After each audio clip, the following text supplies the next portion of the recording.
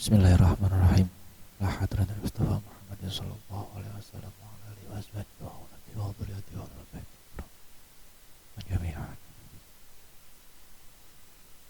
Allahumma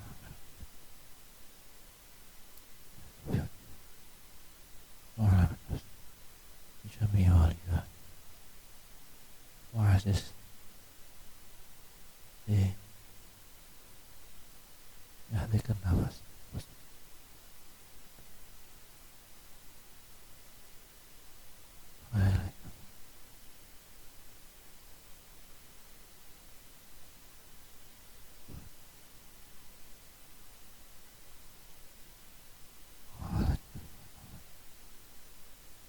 Al-Fatihah. A'udzu billahi minasyaitonir rajim. Bismillahirrahmanirrahim. Ya kana na'budu wa iyyaka nasta'in. Ihdinas siratal mustaqim. Bismillahirrahmanirrahim. Lanjutkan lagi sahabat-sahabat untuk melanjutkan kita Quran kita di surat Quran surat Al-Ikhlas. A'udzubillahi minasyaitonirrajim. Bismillahirrahmanirrahim.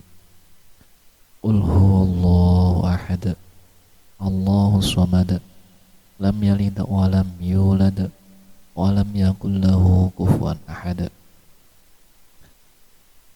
Qul huwallahu ahad. Katakanlah ya Muhammad, huwa yaitu Allah,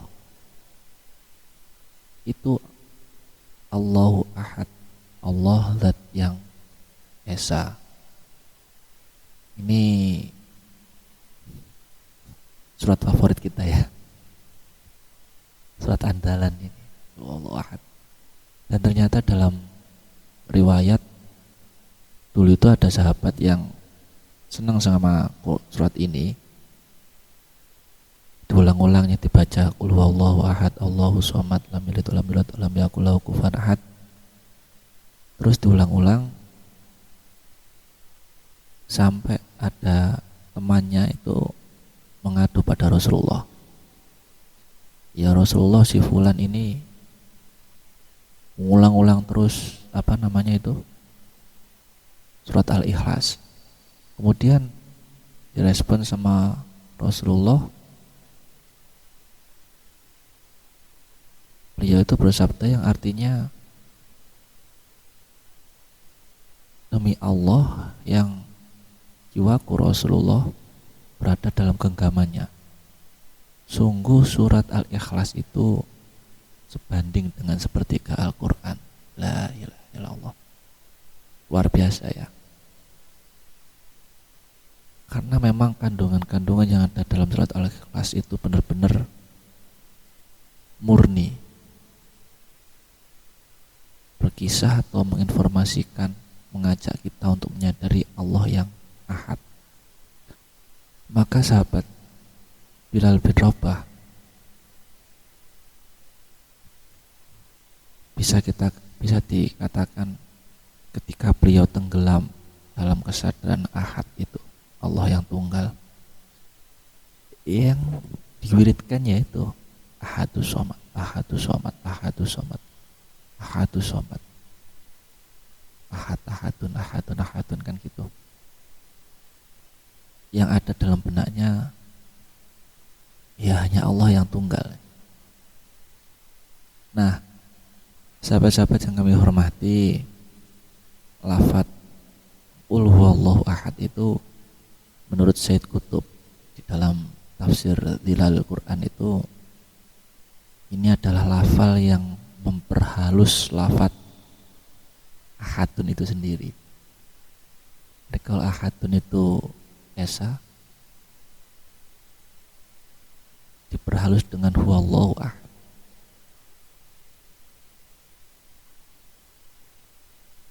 Memperhalus sekaligus mempertegas bahwa Allah itu tunggal dan tidak ada yang menyamai. Yang kemudian di ayat berikutnya itu semuanya berhubungan terus, mempertegas tentang zat yang esa itu. Maka tidak heran kalau dalam hazanah tasawuf ya, di beberapa thariqah, misalnya di Naqsabandi itu mengenal tingkatan zikir, lapisan-lapisan zikir yang berurutan mulai dari la ilaha illallah, Allah Allah, apalagi itu sampai ada yang hu Allah, Allahu hu, ada lafaz Allah di sana, ada lafaz hu Allah di sana, yang kemudian ini kita ambil hu Allah itu. Dari mana ya? Dari qul huwallahu ahad. Qul huwallahu, hu Allah, hu Allah. Ya. Ada metodenya ya. Sekarang kita kenal dengan zikir nafas ini. Hu Allah, hu Allah. Beberapa ulama mentransformasikan perintah ini, qul huwallahu ahad itu ditaruh di depannya Asmaul Husna. Wallah alladzi la ilaha illa huwar rahmanur rahim dan seterusnya. Ya, ini memang satu nama yang sir. Maka ketika kita belajar zikir nafas dengan hu Allah itu, kita akan mendapati bahwasanya metode itu berzikir yang membarengi nafas dengan hu Allah itu sudah ada sejak zaman-zaman dahulu. Para wali-wali Allah, kekasih-kasih Allah dulu juga zikirnya dengan hu Allah. Salah satunya yang menjalankan ayat ini, qul huwallahu ahad. Jadi ini adalah ahadiyatul wujud menurut Sayyid Qutb, yaitu keesaan wujud. Maka Pak Pur beberapa waktu terakhir ini selalu mengingatkan kita tentang kesadaran ahadiyah, yaitu kesadaran yang menyadari Allah yang tunggal. Ya, karena segala sesuatu itu pada dasarnya memangnya Allah. Maka dikatakan di ayat berikutnya, Allahus Somad, Allah As-Somad. Secara ini ya, secara bahasa ketika diterjemahkan dalam bahasa Indonesia itu adalah tempat bergantungnya segala sesuatu. Iya, karena apa ya? Ini bukan sesuatu hal yang kamuflase, artinya bukan sesuatu hal yang dipaksakan. Oh, harus bergantung. Dalam tanda kutip, keharusannya dipaksa. Tanpa dipaksa pun ya memang ya karena Allah. Saya ngomong ini ya karena Allah. Panjenengan yang mendengarkan ini ya karena Allah menghendaki panjenengan mendengarkan. Sekalipun kita berada dalam satu majelis yang sama, kalau Allah yang enggak menghendaki perkataan saya sampai pada panjenengan, ya enggak akan sampai sedekat apapun kita. Maka apapun ini ya karena Allah juga. Maka saya sering bilang, kita itu kan enggak pernah sepenuhnya bersentuhan. Tulit ketemu tulit, salaman, berbicara, apapun saja nggak pernah benar-benar kita bersentuhan. Dan ini ternyata diklarifikasi ditaskeh atau dibenarkan oleh sains modern, bahwasanya ini memang kulit kita meskipun sekilas nampak nempel, ini nggak benar-benar nempel. Ada medan yang kita sentuh terdahulu, baru ini semacam ada elektromagnet gitu ya di sini ini kayak nempel, tapi sebenarnya nggak ada sepersekian mikromili, makanya mungkin ya kemudian respon seolah-olah nempel, padahal enggak, ada batas tersendiri. Nah, Inilah yang kemudian kita pahami Allah dahulu. Dalam suatu hadis dikatakan ketika kamu memberi, itu yang kamu beri pertama adalah Allah. Transaksi utamanya adalah kepada Allah. Si penerima pun juga begitu. Itu bukan karena sosok kan karena pemberi makhluknya itu bukan, tapi karena Allah yang memberikan, karena sudah diterima Allah lalu Allah menyalurkan. Nah, as-somad juga demikian, Bapak Ibu. As-somad itu bergantung. Ya selalu, karena kita selalu terhubung sama Allah. Sadar atau tidak sadar ya karena kita tergantung sama Allah itu. Syed Qutb dalam tafsir Zilalul Quran itu beberapa kali menyinggung atau menghubungkan ini dengan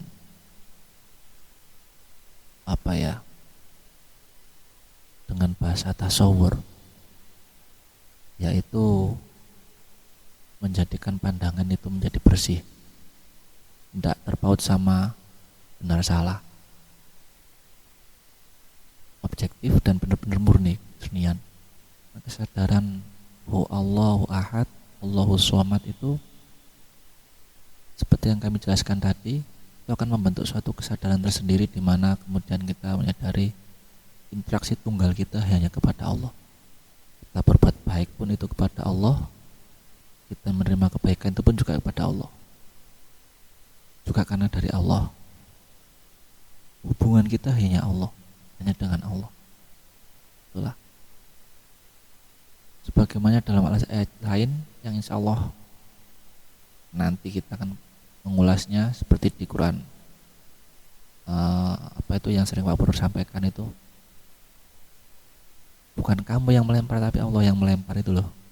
Al-Anfal kalau nggak salah ya. Seolah-olah memang kita, tapi sejatinya ya Allah. Maka Syed Qutb ketika menjelaskan nafsiri surat ini mengatakan kesadaran ahadun as-somad itu adalah pokoknya agama ini. Ini satu-satunya tujuan yang sempurna. Bahkan Syed Qutb menjelaskan para ahli tasawuf itu harus melalui tanjakan ini dan bertujuan pada ini. Allah ahadun somad, somad.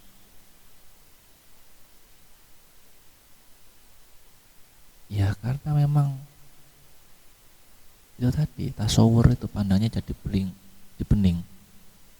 Semuanya ya karena Allah, menerima segala sesuatu ya karena Allah, sehingga tidak ada hal yang yang sia-sia. Bercanda pun ya karena Allah, ya kan? Ngomong ya karena Allah, mendengarkan ya karena Allah, makan karena Allah, berjalan karena Allah, semuanya karena Allah, dan bukan sesuatu hal yang dipaksakan atau diada-adakan, karena benar-benar sadar interaksi tunggal kita ya kepada Allah. Saya ngomong gini, yang saya hadapi pertama ya Allah. Pun ketika saya mendengarkan, yang saya dengarkan ya paling utama ya dari Allah. Ya Allah.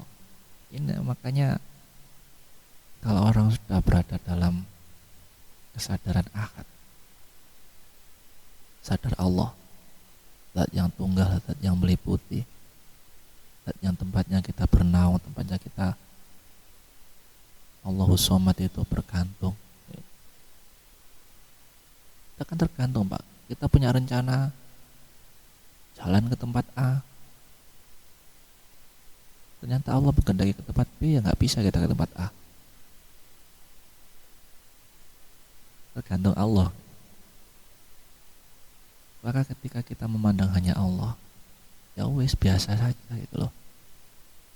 Nah, santai. Dalam artian batin kita tenang, menerima, kita tahu bahwa semuanya dari Allah itu tadi. Inilah Islam itu. Maka Islam itu menenangkan ya ini. Ada kesadaran akad yang benar-benar dijaga. As-Somad, ayat berikutnya ya, Allahus Somad. Menurut Sayyid Qutb dalam tafsir Fidhal Quran itu, As-Somad itu secara bahasa berarti Tuhan yang dituju. Ya, seperti yang kita jelaskan di awal tadi, yang suatu perkara tidak akan terlaksana kecuali dengan izinnya. Ya, kita bahas tadi ya.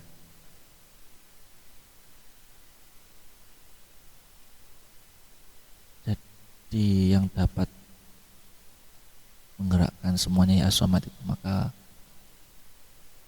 ulama pribumi tempat menerjemahkan ini sebagai tempat bergantung. Di ayat berikutnya, lam yalid wa lam yulad.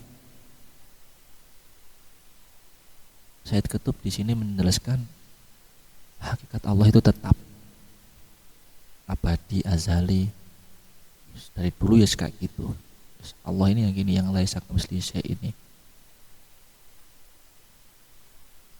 Kita yang beribadah kepadanya banyak pun ya dia tidak tersentuh juga, tidak berimbas juga kepadanya. Mau bermaksiat sebanyak apapun juga nggak berimbas kepadanya, nggak ngefek. Tetap ke Allah itu seperti itu. Dikatakan yang lam yalid, tidak beranak dan tidak diperanak, ya begitu itu Allah, nggak mengalami pengembangan apapun dari dulu ya kayak gitu sampai nanti ya seperti itu. Jika Allah itu Rahman, ya Rahmannya Allah ya begitu gitu itu, tidak ada perubahan sama sekali. Sedangkan kelahiran itu adalah suatu gambaran di mana apa ya, adanya kemunculan atau pengembangan. Nah, Allah nggak dimunculkan, ada kehendaknya, dan kelahiran itu ada karena perkawinan. Nah, Allah nggak karena itu kok. Kalau kita menyadari Allah mengizinkan kita untuk bermuajah dengannya, kita akan menyaksikan, Pak. Ya wes itu Allah nggak laisa kamitslihi, betul, sangat tunggal, sangat esa.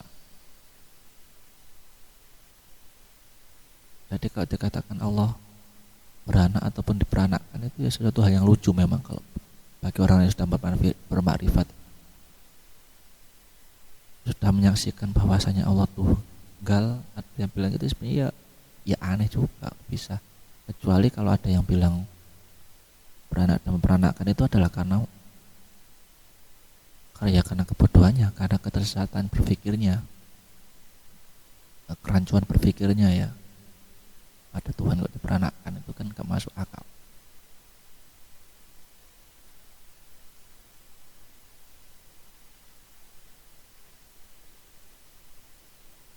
Walam yakullahu kufuwan ahad, ya, ini yang dari tadi kita sebut kan, laisa kamitslihi syai'un, itu yang gak serupa dengan apapun. Walam yakullahu kufuwan ahad, dan tidak ada seorang pun yang serupa dengannya, gak ada yang sebanding baik secara kualitas wujud dan apapun, ya karena nggak ada yang bisa.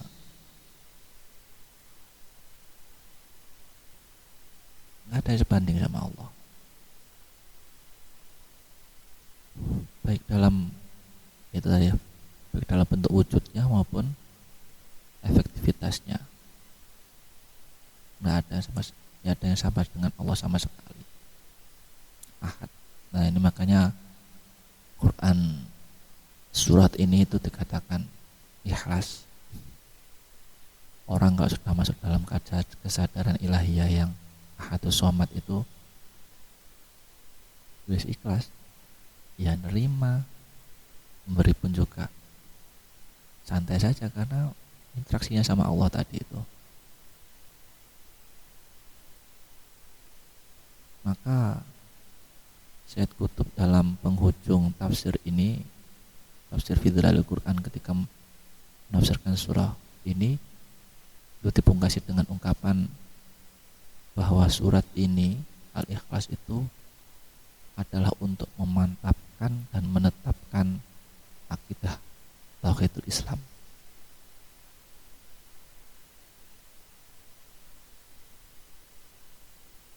Dikatakan juga, diriwayatkan juga bahwa Rasulullah SAW itu sudah biasa atau biasanya membuka hari barunya itu dengan melakukan sholat fajar qobliyah subuh itu, yang di dalamnya dibacakan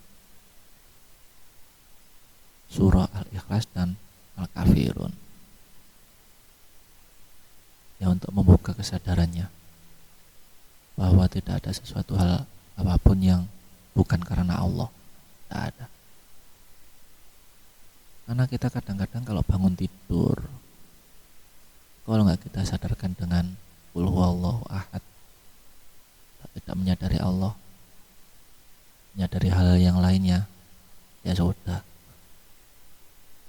wallahu a'lam bishawab itu. Nah, Bapak Ibu, sahabat-sahabat yang kami hormati, kiranya ini menjadi penting mengkaji surat Al-Ikhlas, bahkan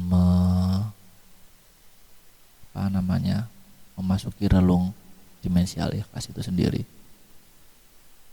Kita sudah ada satu wadah, satu metode juga untuk memasukinya, yaitu zikir nafasu Allah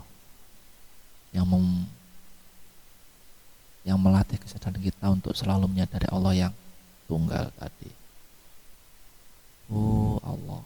Maka sudah selayaknya ini amalkan, dan kita harus pede mengamalkan ini. Karena ini bukan sesuatu hal yang baru. Sejak zaman Rasulullah, ya Sayyidina Bilal sudah memberi contoh kesadaran ahadun ahad, ahadun ahad, ahadun ahad.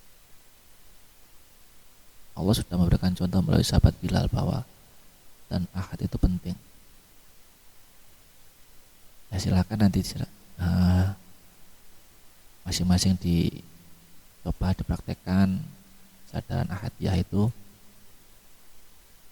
Kita sadari benar segala interaksi itu karena Allah, ya dengan Allah, maka insya Allah kita akan menjadi pribadi yang ikhlas dalam hal apapun. Cukup sekian untuk bahas kita Quran kita kali ini. Lebihnya kami mohon maaf. Ihdinas siratal mustaqim. Wal afa minkum. Wassalamualaikum warahmatullahi wabarakatuh.